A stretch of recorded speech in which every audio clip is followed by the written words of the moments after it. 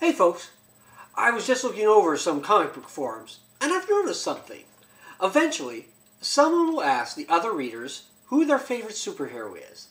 It seems like in most cases, no one has a problem with most of the classic heroes, such as Spider-Man or Batman.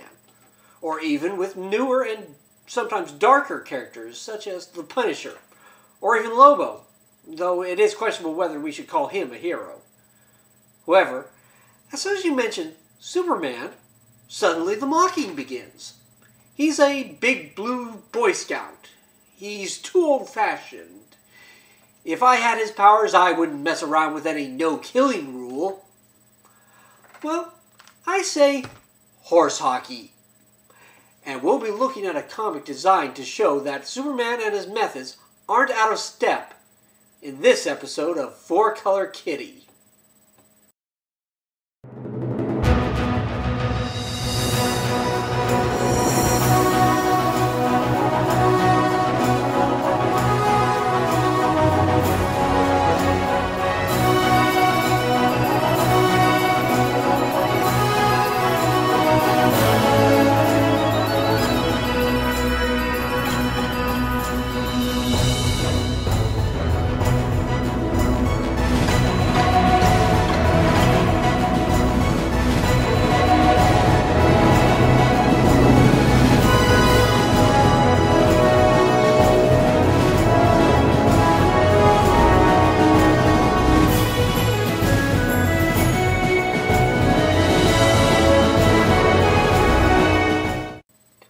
On June 30th of 1938, Superman began fighting what has become known as the never-ending battle. However, after 71 years, even with some updating, does the character still hold up? Is his old-fashioned ideals and manner of fighting criminals still valid in this age?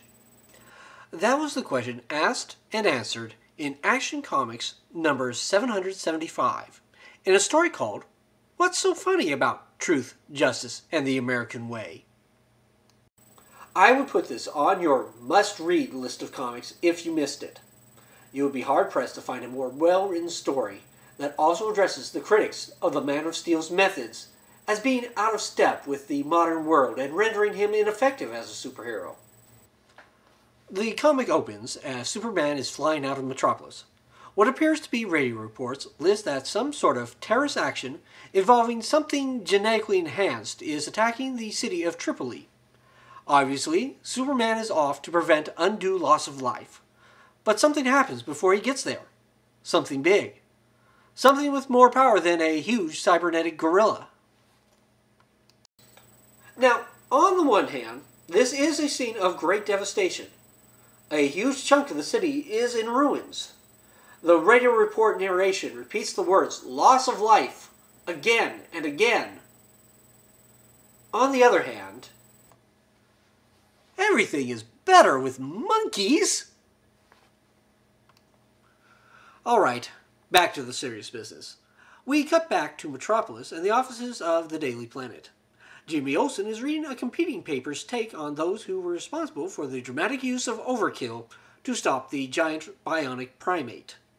Apparently, it was done by a group of 4 people calling themselves the Elite.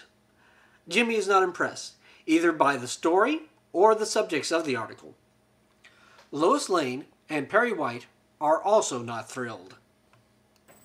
We learn that all that destruction happened in exactly 4 minutes.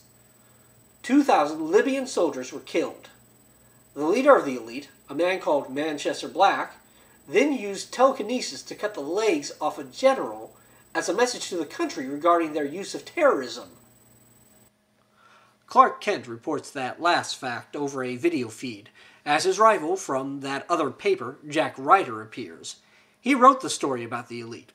When Clark states that Superman could have resolved the situation without the loss of life, Ryder mocks him, saying all Superman would have done is basically give the men behind the mechanically empowered monkey a slap on the wrist, and that they would be back to do it again. The world is sick and broke, Kent. People want someone to fix it, not hand out slogans and bandages. The age of Superman is over. Viva the Elite! Yes, Mr. Ryder is a jerk. He's also the secret identity of the Creeper, who, while a hero, is also a borderline insane jerk. But that's for another show. We cut to the White House, where President Luthor... That's right, President Lex Luthor.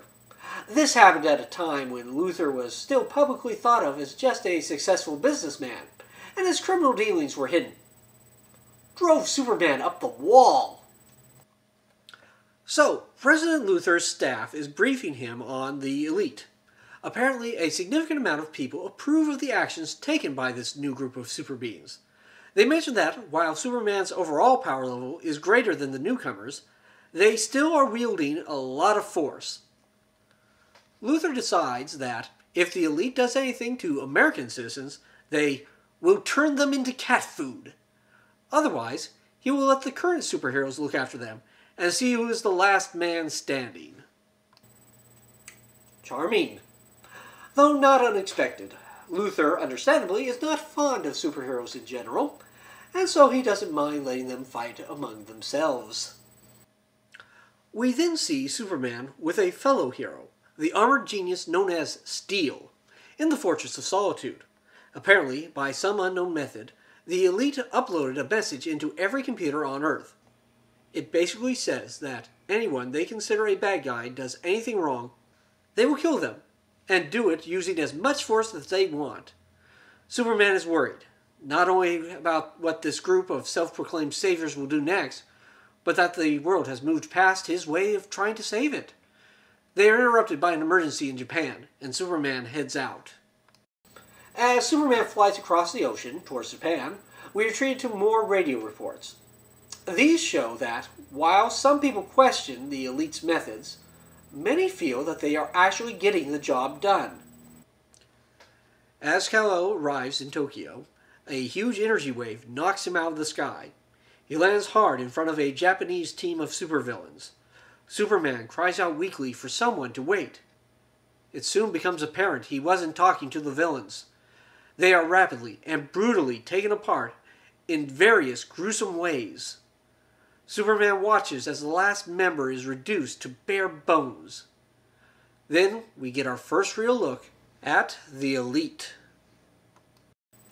First impression? Good Lord, they have horrible taste in superhero attire. The blood doesn't help. Now, the elite is loosely based on characters from another supergroup, the Authority, which is published under DC's Wildstorm imprint.